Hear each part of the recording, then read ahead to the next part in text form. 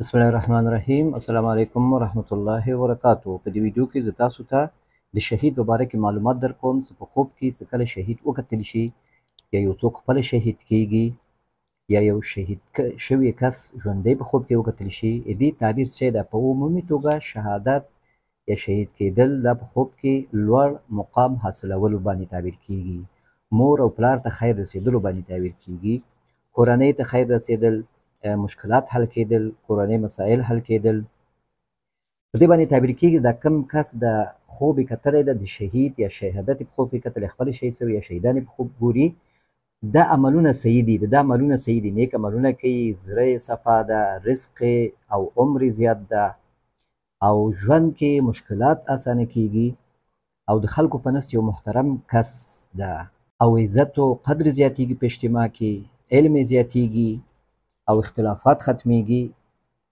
او د ابن سیرین په یو روایت کې کله کله دا په غدر او خیانت باندې هم تعبیر کیږي. هغه خاص حالات لري ځان ته د خوب نه بیا معلومیږي چې کله انسان وګوري چې په خوب کې ناڅاپه باندې د باندې ډز کیږي او د سره دی وژل کیږي او فکر کوي شهید شومه، نو دا په بیا کله کله په خیانت باندې هم تعبیر کیږي. په دې باندې تعبیر کیږي چې دا انسان یا د یو چا په خیانت باندې پوهیږي. یعنی شهید معنا حاضرېدل، یعنی شاهد کېدل، یو شی کتل، معنا یو شی تاته ښکاره کیږي، یو شی تاته ښکاره کیږي، مسایل تاته اسانیږي، کورنۍ مسایل وي، دښمني وي، هره خبره وي، هغه مسایل حل کیږي.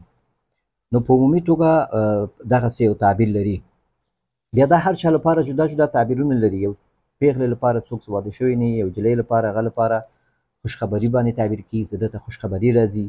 ښه بخت باندې تعبیر کیږي چې د بخت ښه بخت ده او مالداري باندې هم تعبیر کیږي. آینده ښه ژوند باندې هم تعبیر کیږي.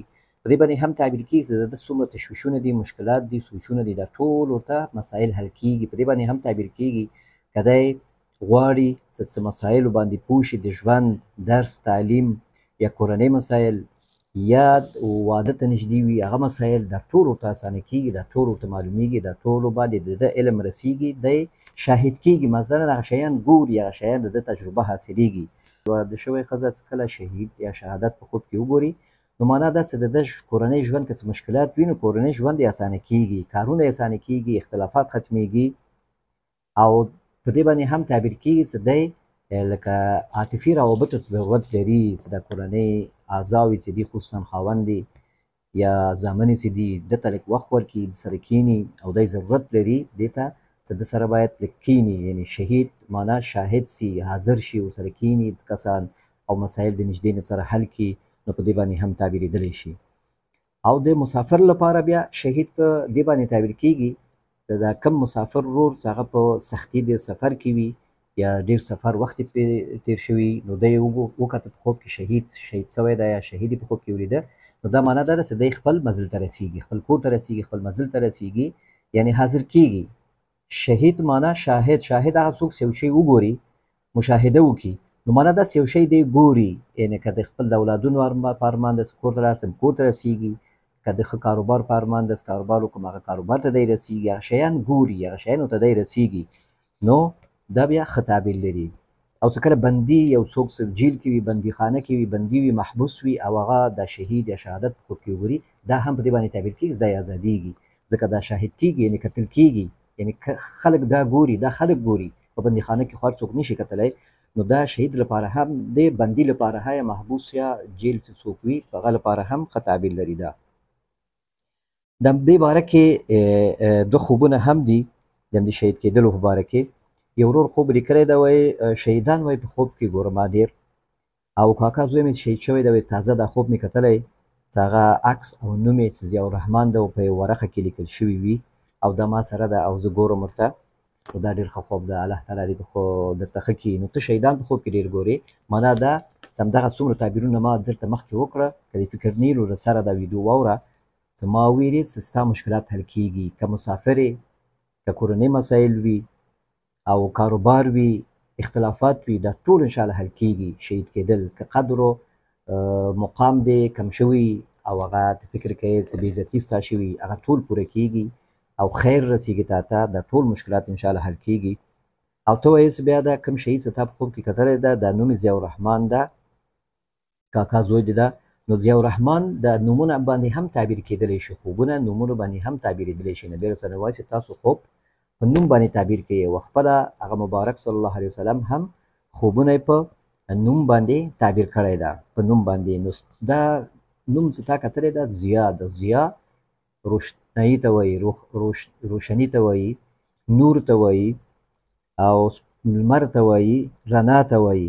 نو معنا ده چې ته رڼایي ګورې انشاءالله. که څه تیاره، څه شکونه او څه مسایل درته معلوم ني، هغه مسایل درته ښکاره کېږي، او هغه بصیرت ته الله تعالی درکوي، او مسایل درته اسانه کېږي، ژوند درته اسانه کېږي، او کورنۍ مشکلات دې هغه ختمیږي، او قدر دې زیاتېږي. والله تعالی اعلم. بل خوب ده، یو بل ورور لیکلی ده، وایي خوب کې شهید شوی یم. کوټه کې وایي ډېر خلک وي، بیا جنازه مې وایي کوټه کې خلک کوي، وایي خپل انا سره خبرې کومه، وایم ورته څه ما درته ویل چې شهید کېږم، دغه شهید شومه.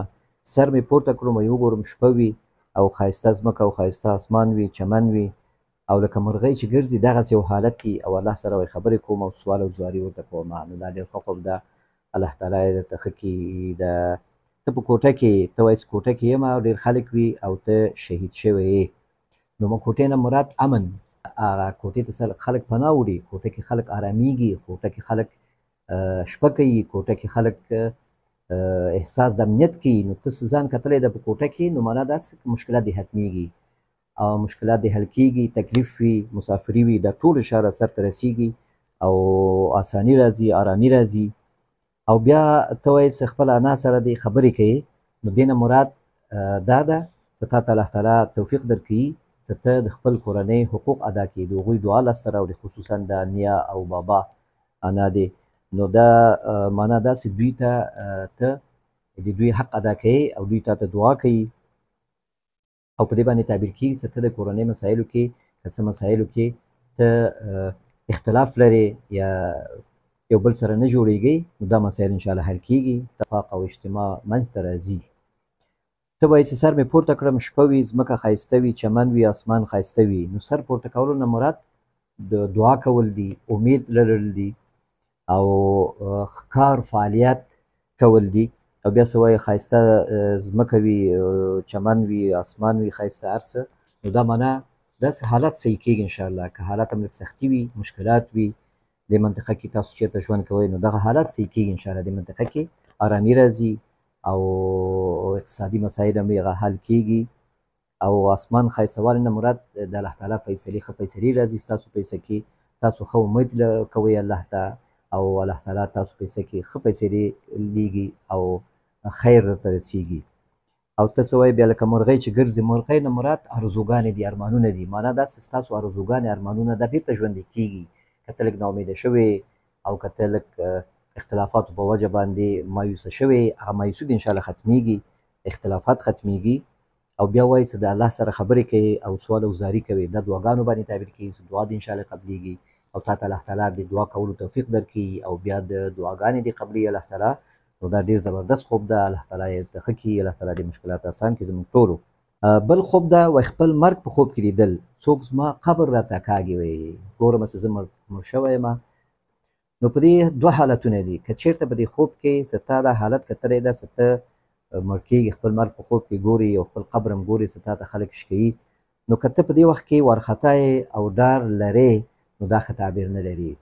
ګناهونو نه توبه وباسه، او مایوسي پرېږده، امید ولره، او ژوند کې لږ مثبت تغییر راوله، منفي خبرې بند که، او کوشش وکړه چې ته غافلو خلکو سره کښېنه، نیکو خلکو سره، علماو سره کښېنه، بې ځایه مه کښېنه، یوازې مه کښېنه. نو که هغه صورت کې دا تعبیر ده چې ته په دې خوب کې ډارېږې د خپل مرګ نه، د خپل قبر نه، وارخطا یې، ډار لرې.